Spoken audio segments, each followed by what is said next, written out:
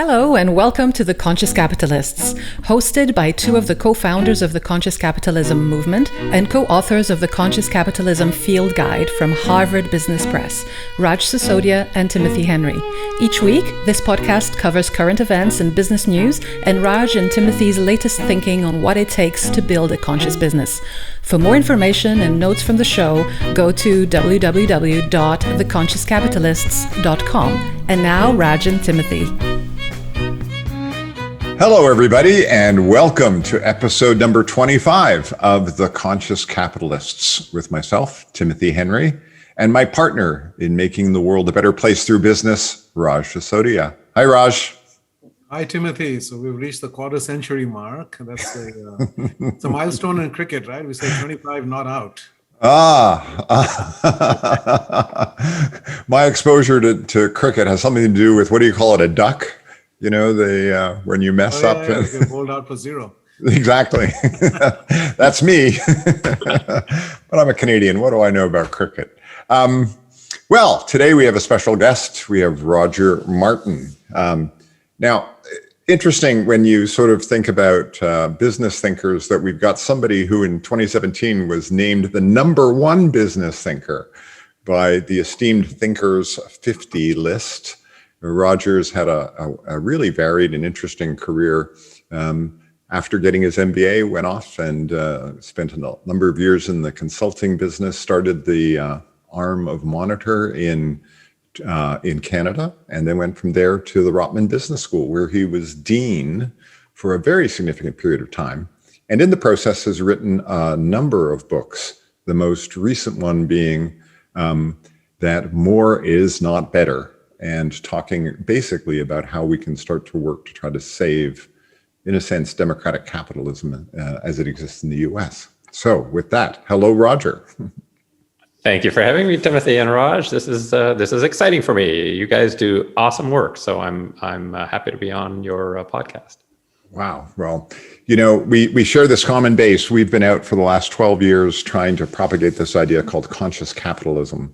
And now you've come along with this really thoughtful book on what are some of the things that we need to do to address that. And I love that your book begins with describing the problem of inequality and how we got here.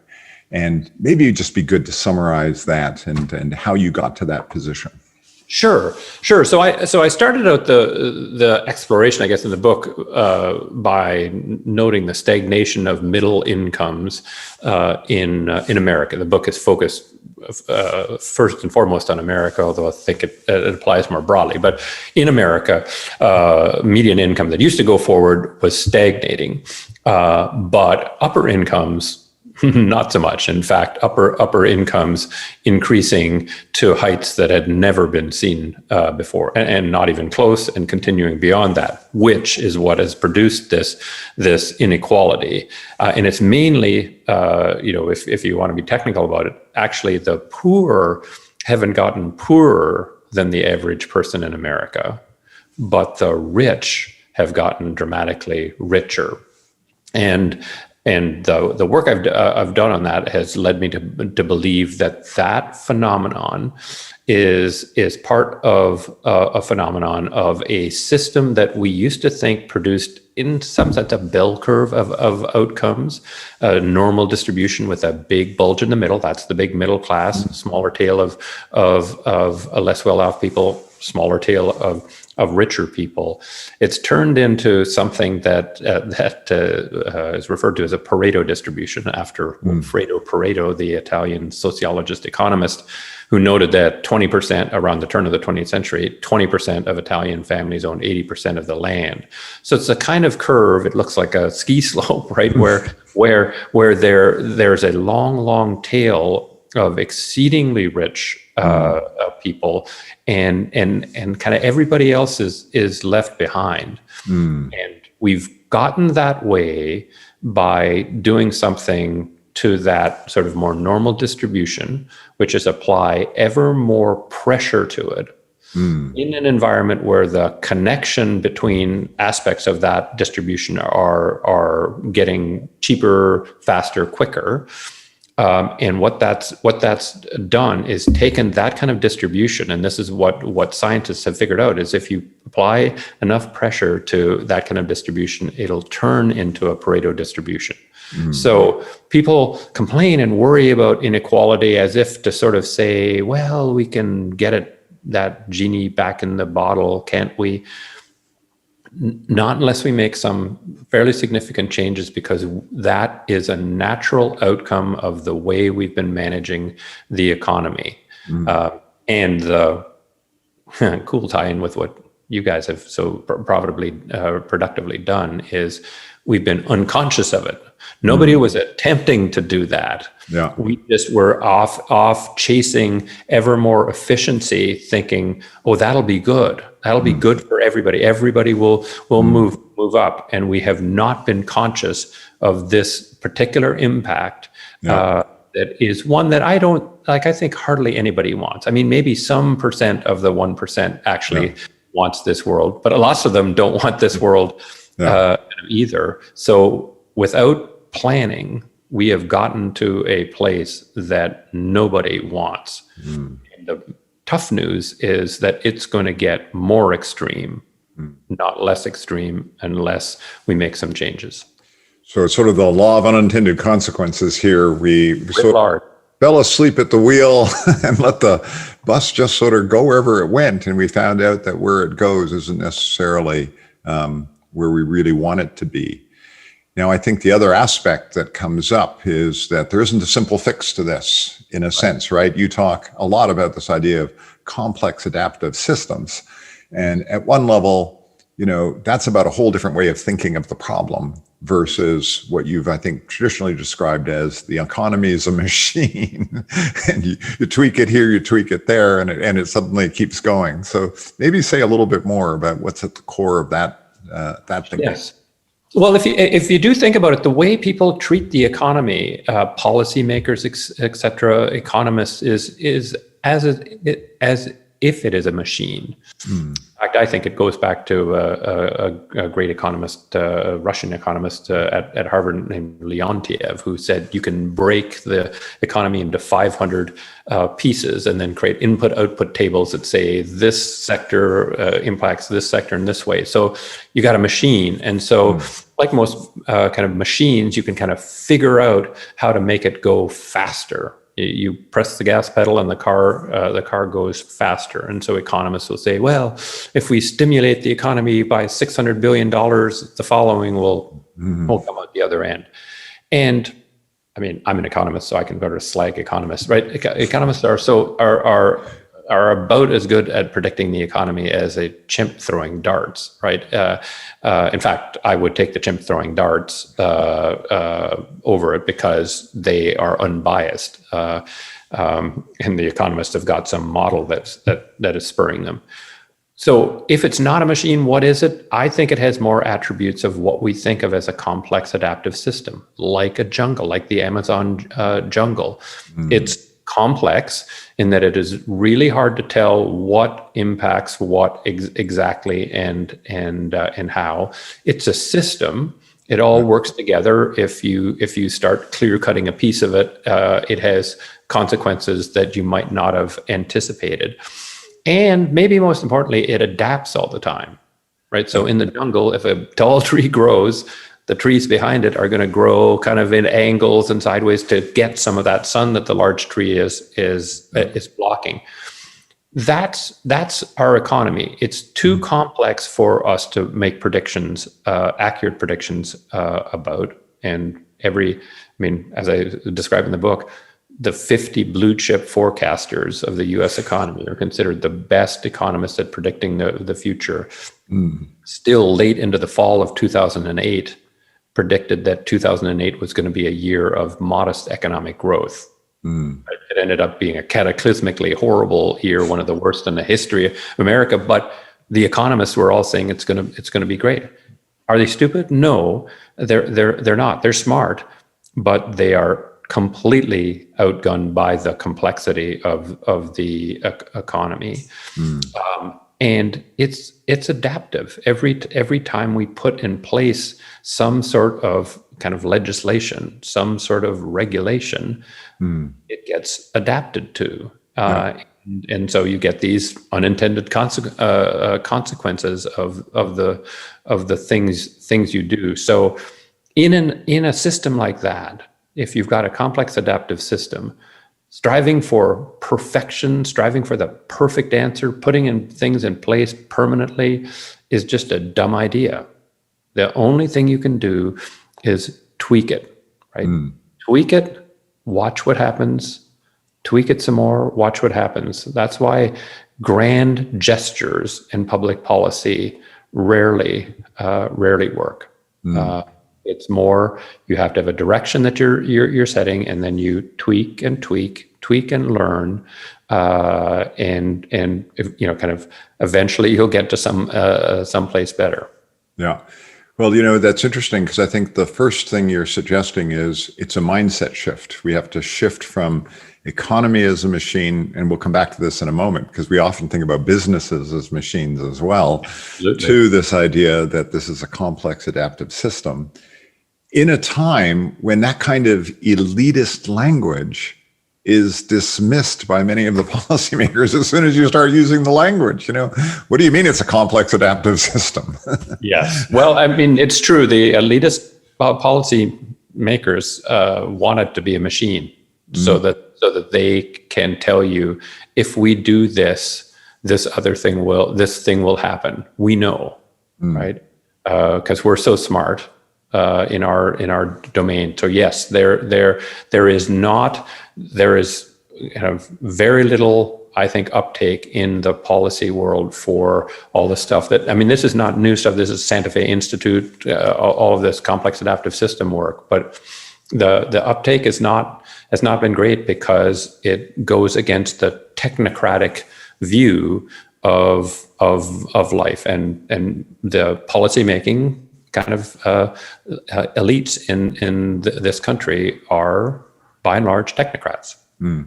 And by the way, that is equally the case for Republicans as Democrats. I'm not making some argument that the ones that are there as of today are tech. No, that's who occupies those, and they don't want to be told, you don't know. You need to tweak, and then we need to see how it works, and we'll do more of it if it's working, and we'll reverse course if it doesn't. That's not what they want, and that's not what they were taught at the Kennedy School or the Woodrow Wilson School or the Columbia MIA. That's not what they were taught. Yeah. But Roger, if you look at the behavior of systems and how do you intervene in a system to alter its behavior, it's three levels, right? It's the level of the elements, the pieces of it, the interconnections between those pieces, the relationships, the information flows, and it's the purpose. And the biggest leverage is at the purpose level, right? So is there a purpose adjustment in a way that we need to redefine success? We need to redefine progress. What are we trying to achieve with this economy? And change that. And that, in most systems, has the biggest impact when you change the purpose of it. There's a side of me, Raj, that says in this case, I'm not sure there's a giant purpose problem, right? I think the desire for America has always been that we've always been focused on the middle class. And I think there's always been a desire. The purpose of the economy should be so that the middle class, if they work, save, and invest, will move ahead smartly. And there will always be more successful people who are more wealthy, and we'll tax them more heavily to help make the lives of the people who are at the other tail, the lower tail of the distribution, their lives better off and their mobility higher.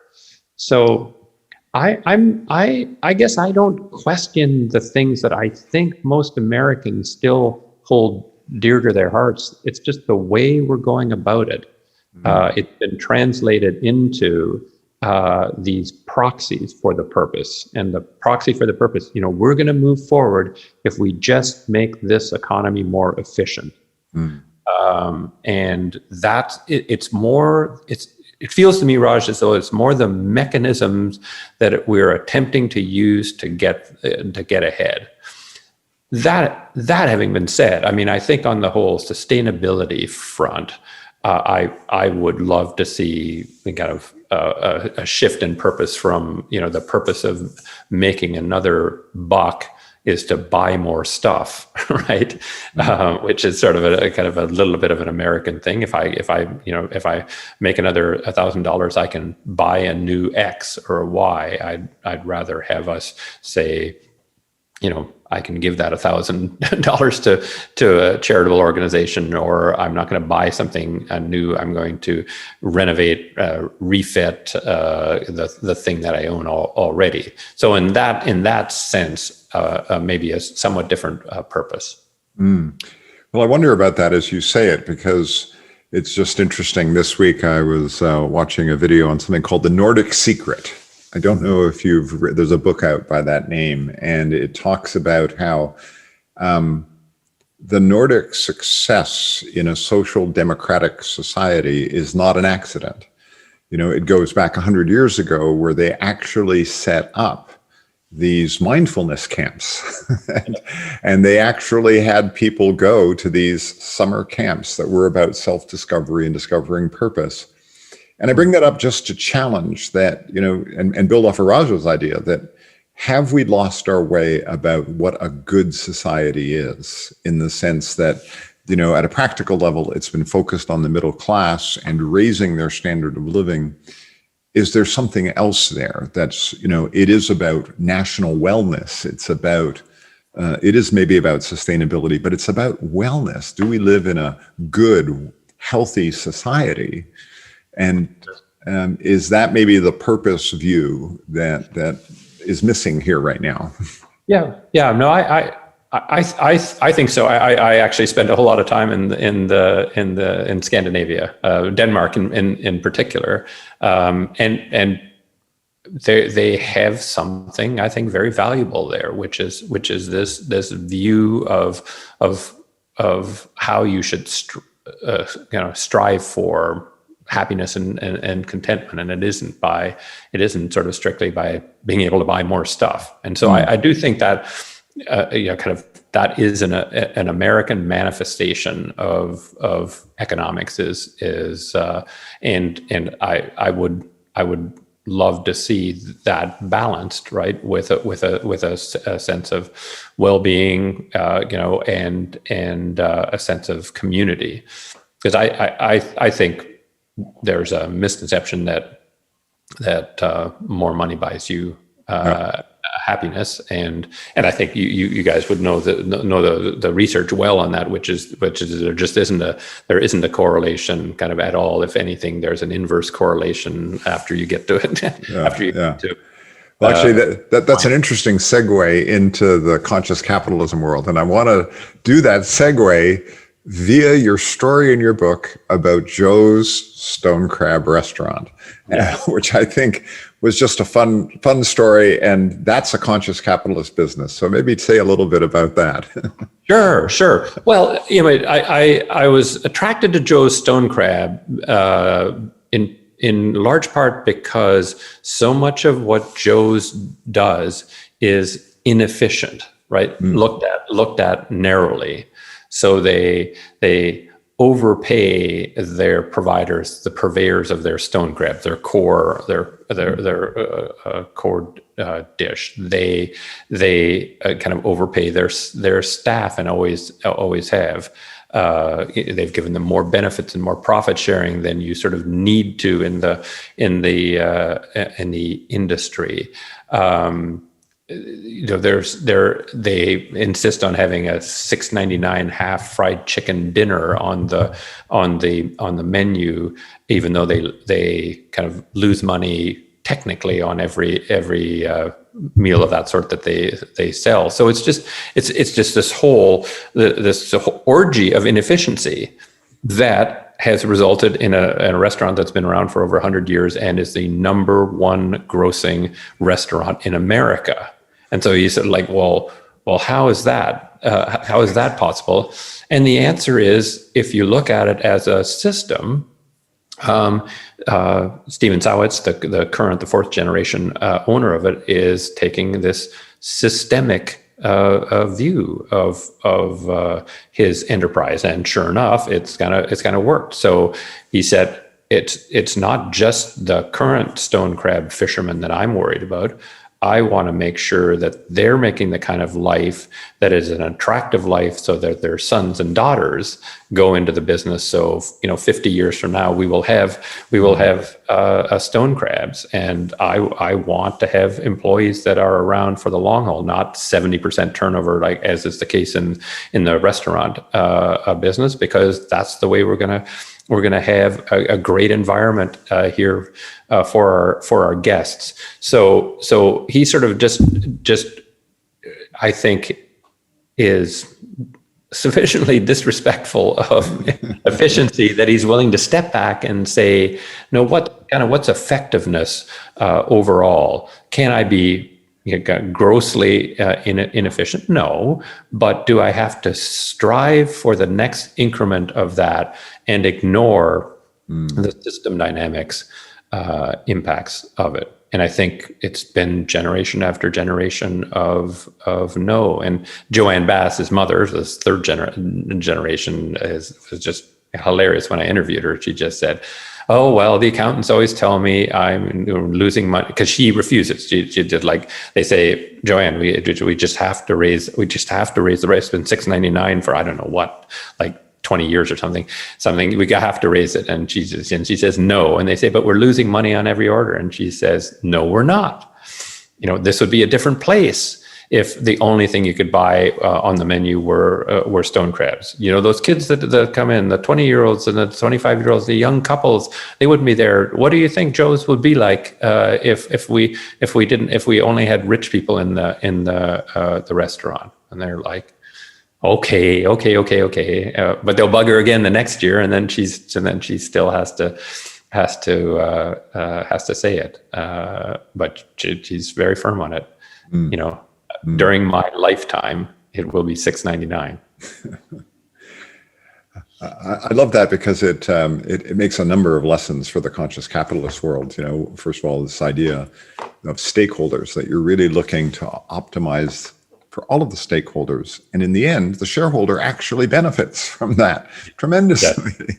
Yeah. And all the way down to the story you tell about the stone crab fishermen who are just taking the claws and throwing the animal back in the water. Yes. And it's like, claw. Oh, yeah, one claw. So they have one. How incredibly inefficient, right? You do all the work to get one in your trap. And then you only take half of what you could, but you want stone crabs around 100 years from now. Yeah, it's the only, as far as I know, unless you can come up with another example, is the only animal protein product where you do not have to kill the animal to enjoy it. Yeah.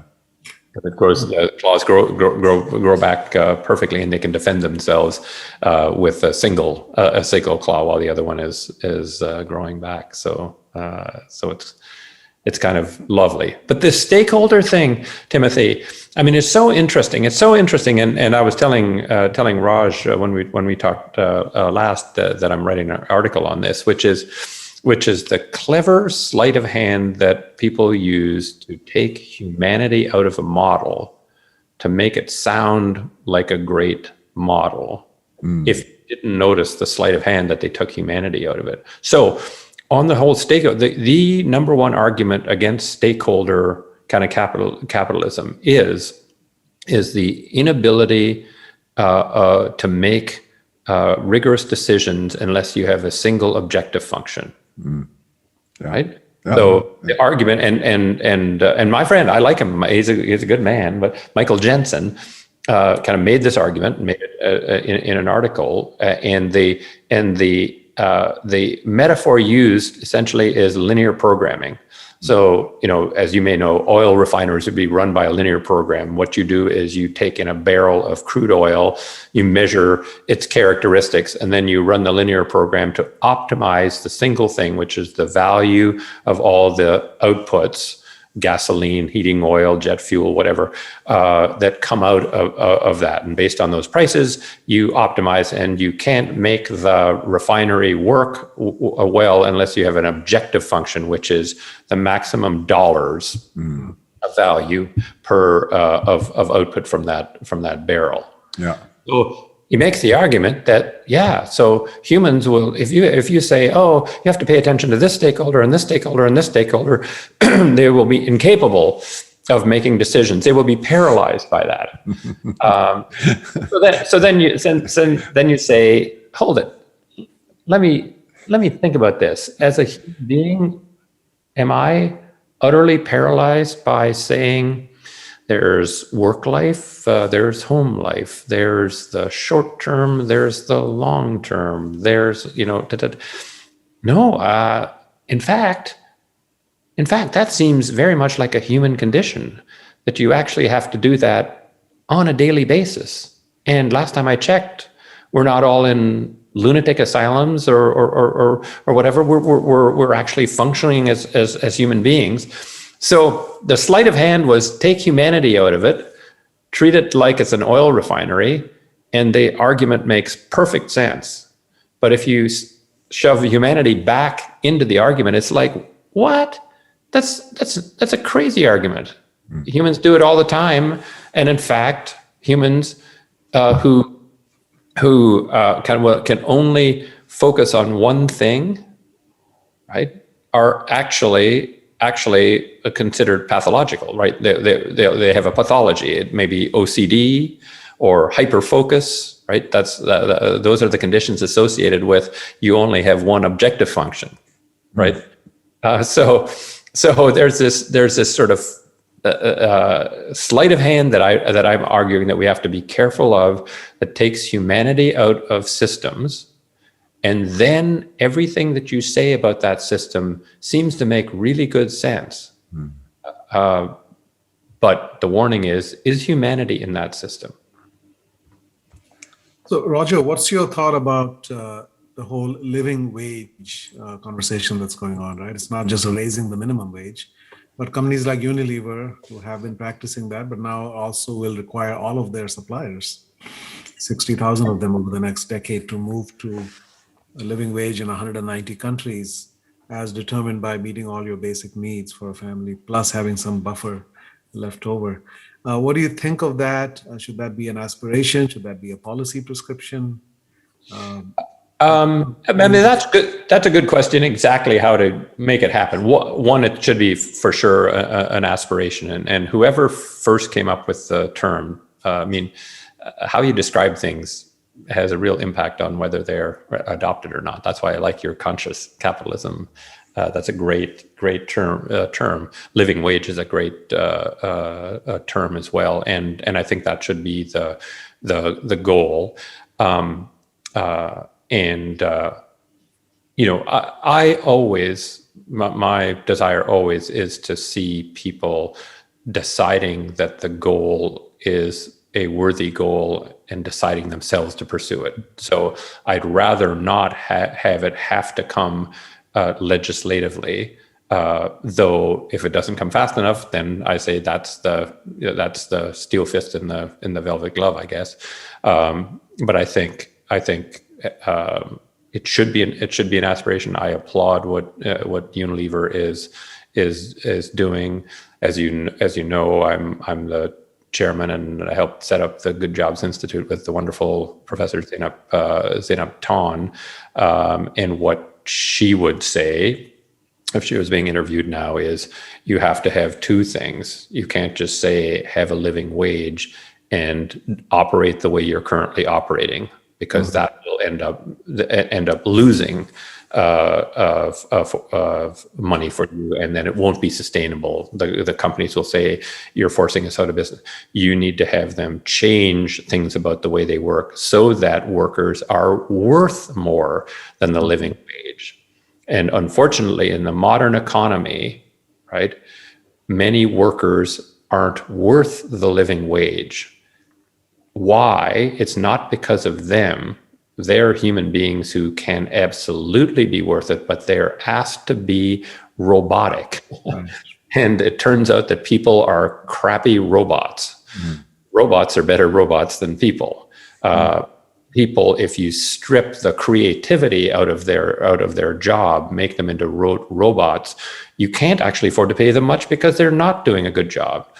But the solution isn't make them more robotic and drive their wages down, which actually has been the vector over the last 40 years, but rather is say, how is it that we can make this person clearly, easily, and simply worth more than a living wage? And that's what Costco does, right? Yeah. Living wage and $15 an hour, all that stuff, completely irrelevant to Costco. It's not like it's just completely irrelevant because they don't pay less than $20-some an hour for their lowest paid job. And everybody could say, well, that's crazy, they'll go out of business. No, they're dominating their category. And it's because they have a philosophy, a conscious capitalist philosophy that just says, we're going to figure out how to make these people super, super valuable so that we can pay them super high. And they're so super valuable, we aren't going to hire outsiders from your school or my school, my old school. We don't hire MBAs into senior management. We promote almost entirely from within. What I'd say is the aspiration of a living wage. If there's some sharp sticks we've got to put in the back of people to get them there faster, like Unilever is legislating it within its domain, that's fine with me. But we have to make sure we help these companies figure out how to make their employees so valuable it isn't an issue. Yeah, that's really interesting when you go into that space. Because we've sort of talked about it at the very macro level, and now you're talking it at the coal mine front, the worker on the street. But when you start to look at the businesses themselves, you look at conscious capitalism businesses, I'm going to put you on the spot a little bit because of your background as a consultant and a dean of a business school.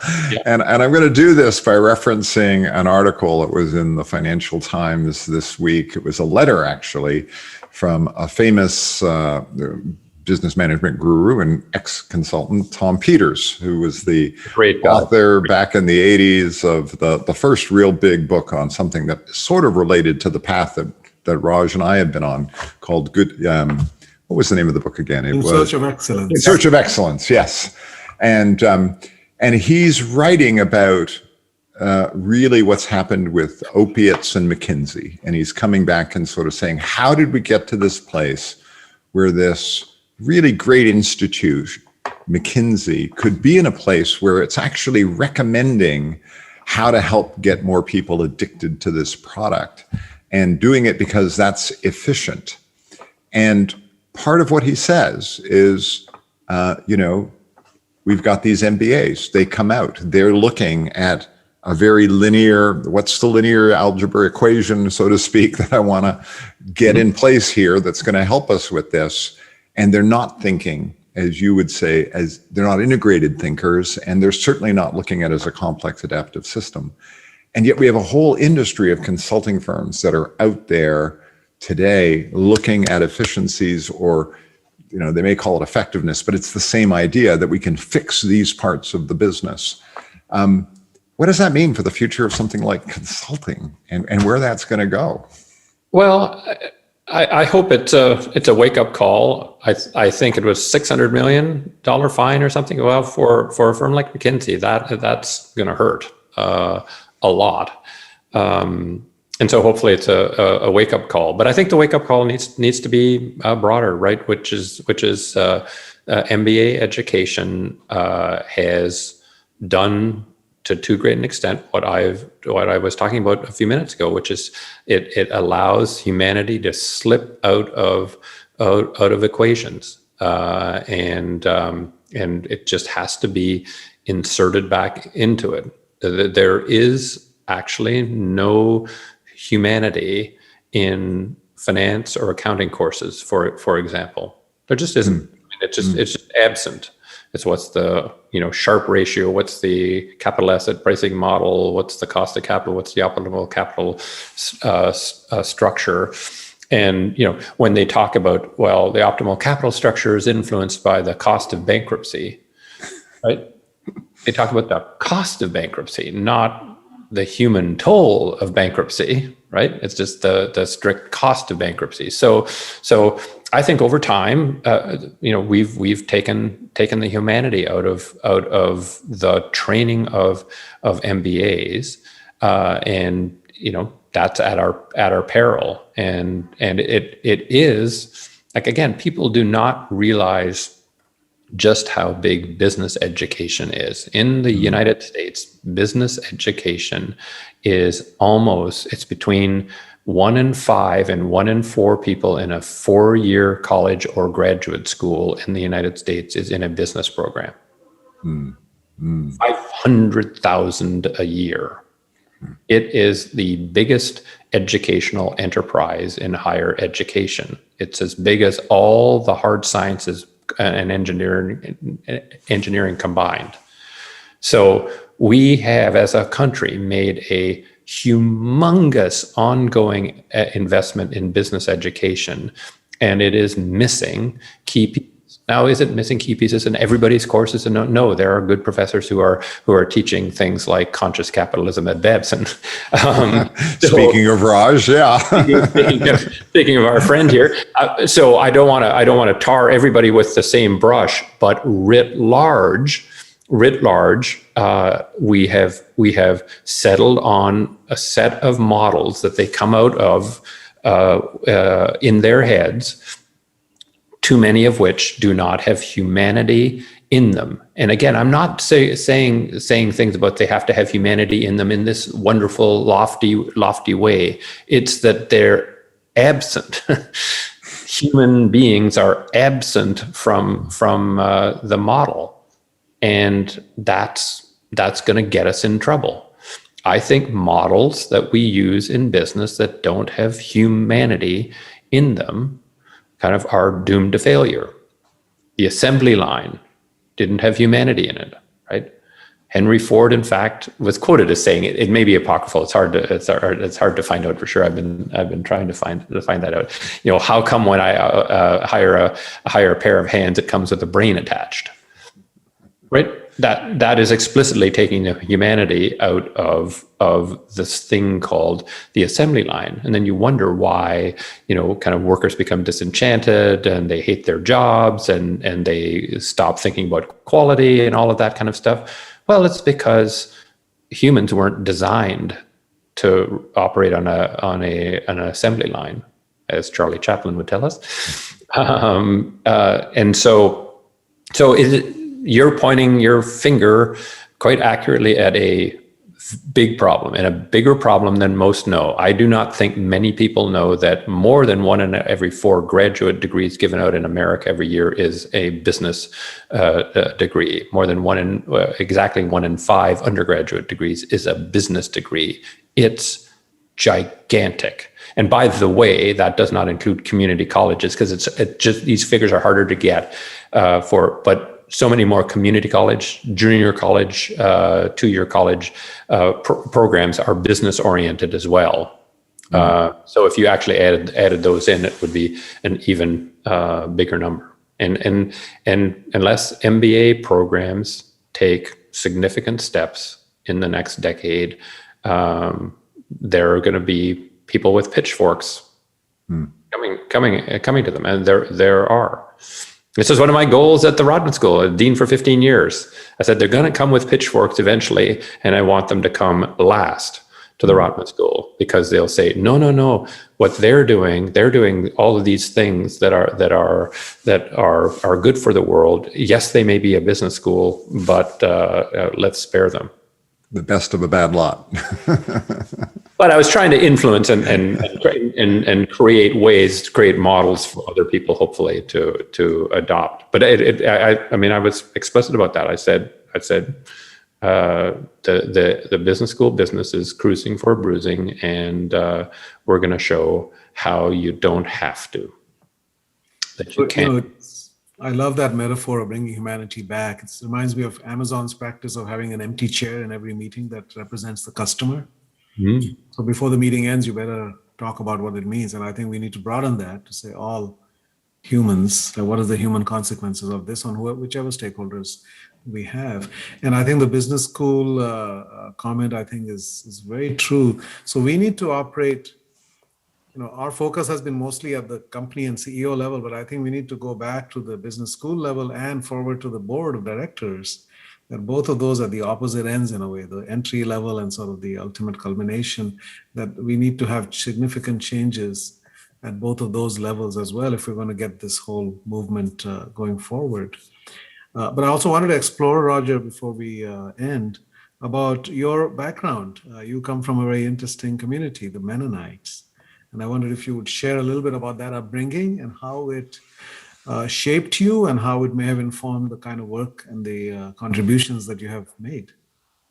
Yeah, well, I mean, it's hard to tell, Raj, but yeah, I'm a purebred Mennonite on kind of all sides back at least 10 generations. That's at least what we've seen in the family tree. And for those who don't know, what Mennonites are, it was a sect that came out of the Protestant Reformation, and believed in its reading of the Bible, right? That we should be pacifists, and we should lead relatively kind of simple lives.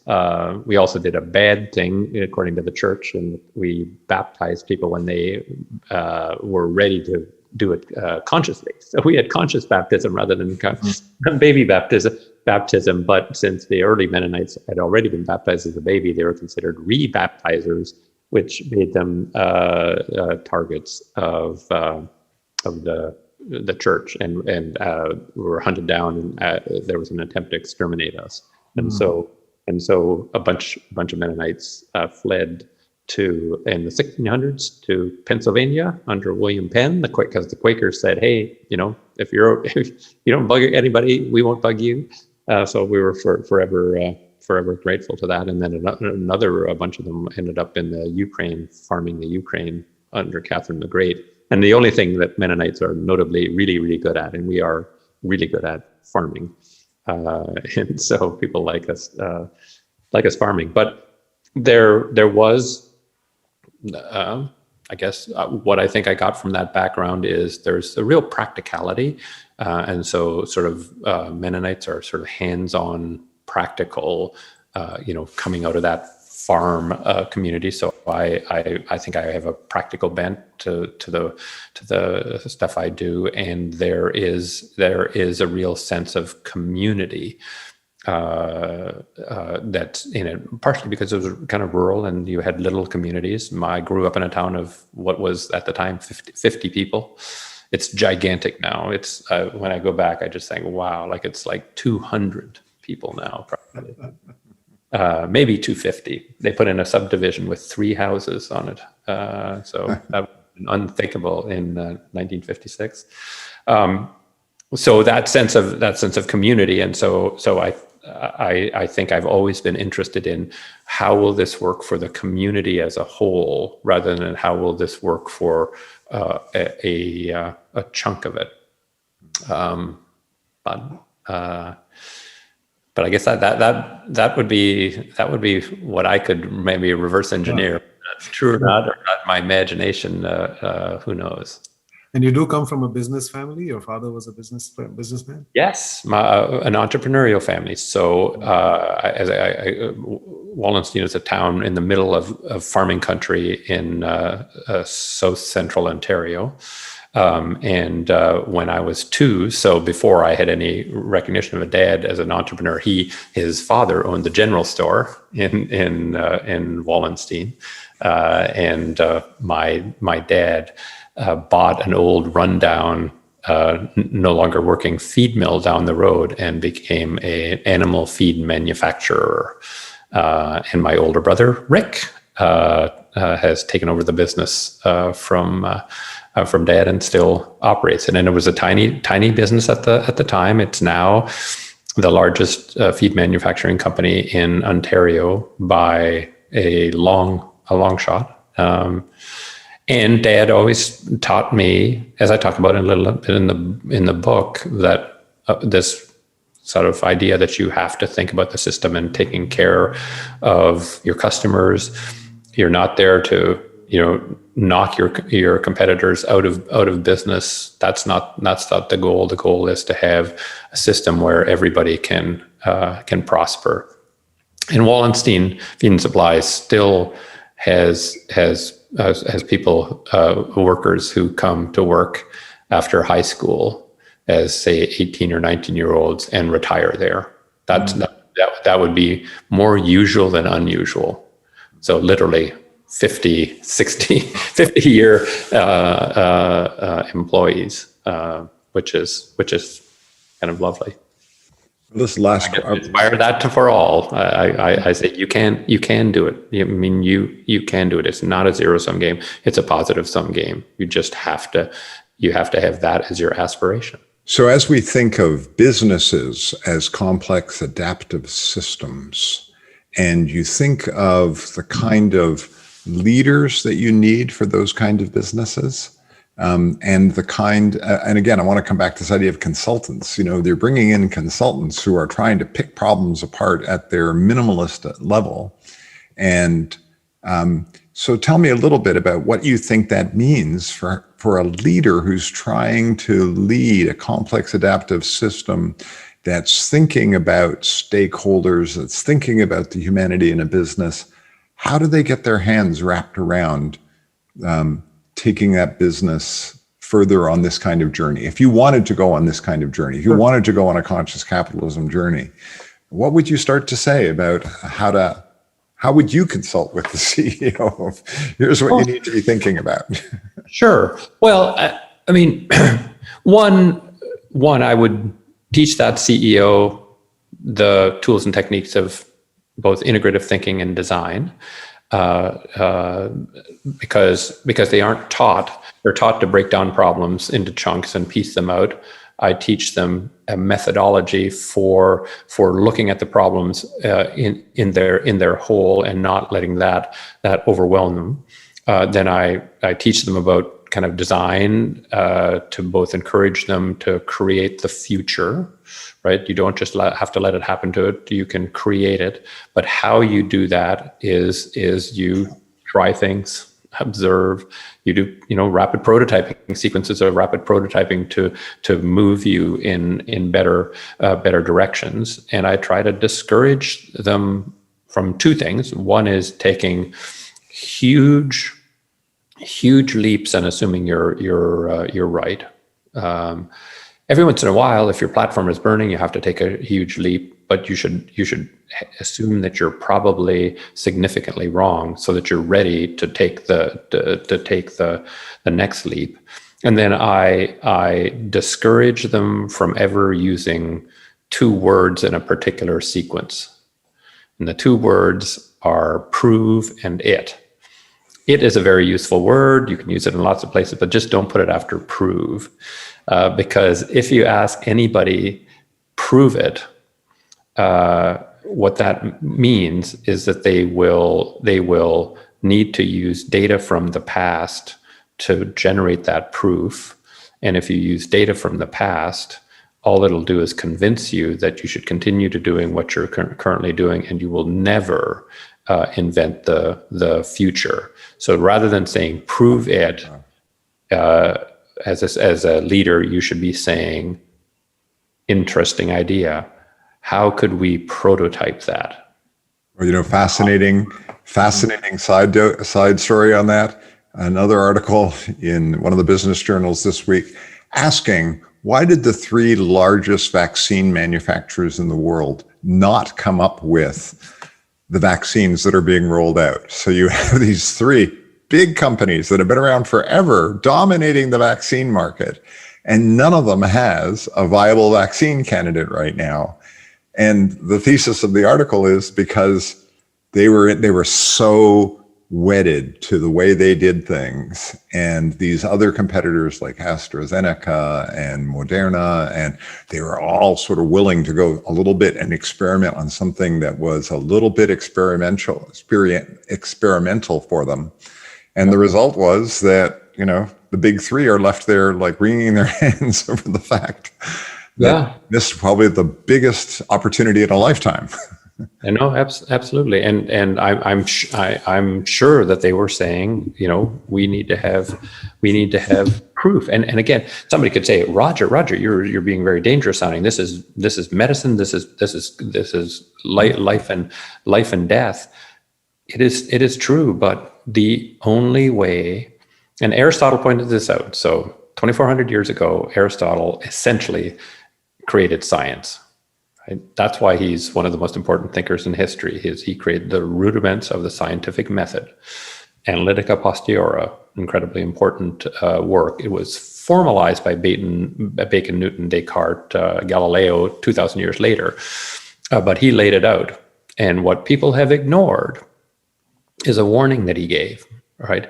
He gave a warning. He said, this methodology, and his methodology was for demonstrating the cause of an effect. That's what he said. I want to be able to demonstrate this causes that.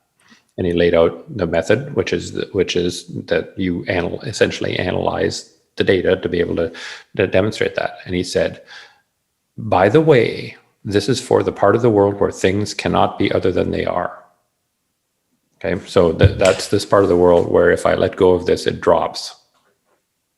It dropped last week, it dropped 10 years ago, it dropped 100 years ago, it's going to drop next week, 10 years, 1,000 years, it's going to drop in Antarctica, it's going to drop in Vienna, it's going to drop everywhere. And he said, use that method there. But there's another part of the world, and it's the part of the world where things can be other than they are. Right? So think about this, right? If it's not within an arm's length of you now, what happens? You get chills, you get the hives, whatever. Well, in 1998, that wasn't happening to you because there were none. 1999 was the first smartphone. That's the part of the world where things can be other than they are. And he said, in that part of the world, do not use my method. The father of science said, don't use science there. And he pointed out that the rigorous way to think in that part of the world is to imagine possibilities and choose the one for which the most compelling argument can be made.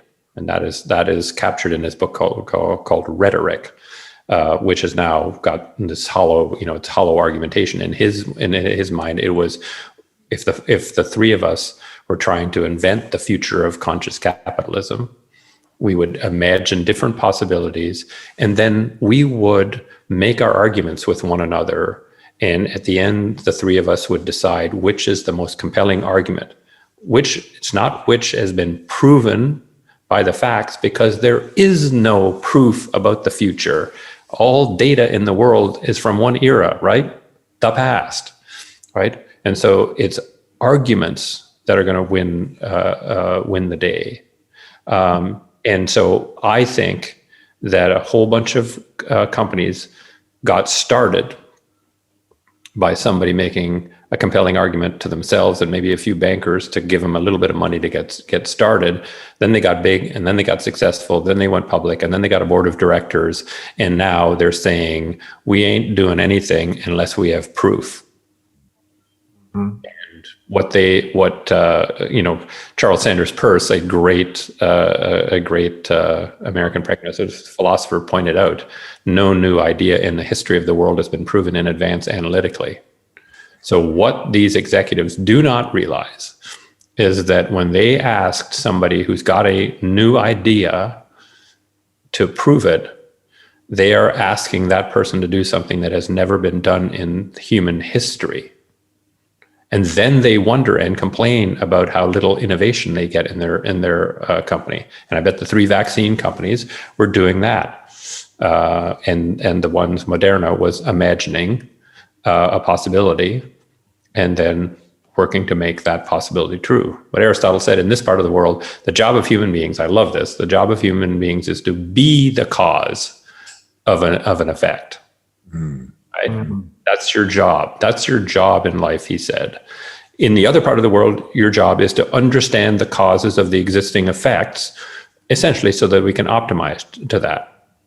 right? If we notice that people who smoke get lung cancer, we can optimize to that, hopefully, try to discourage smoking, ban it, but in this other part of the world, be the cause of a new effect. And again, I think that's what you guys are trying to be, and conscious capitalism is trying to be the cause of a new effect. Could you prove that this was the right thing to do in advance?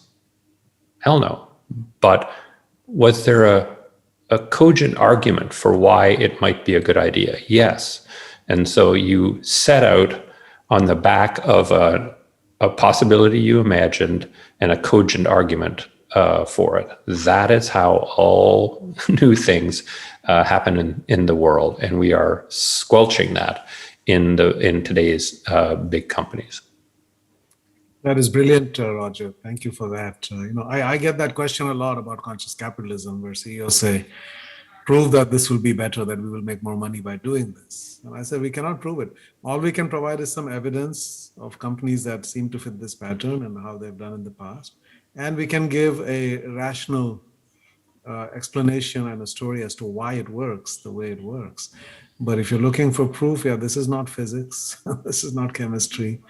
It's not a math problem, right? So, well, and it's also, I mean, not if we want to get into the nitty gritty of business education too, all of your A journal kind of scholars would say, you haven't done a randomized sample of sufficient size that does not got heterogeneity in it. All these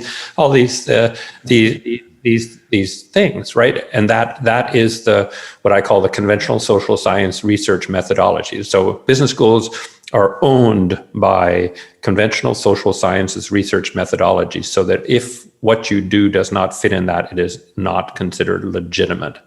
And so that would be their argument about conscious capitalism. Until you can have an experiment where you take companies that would be identical, other than one was conscious and one was unconscious, same industry, same size, and you need to have 100 pairs of those, and then prove the following. And it's just like, no, that the war will be over by that time, right? In some sense, right? It's the conscious capitalism will be provable, right, after it is standard operating procedure, right? Then you can do studies that say, if you're not following standard operating procedure, you're going to do badly, and the studies will show that the 10% of remaining Neanderthal unconscious capitalist companies will be doing terribly. But at that point, the correct question to ask is, who cares? The war's over. Right?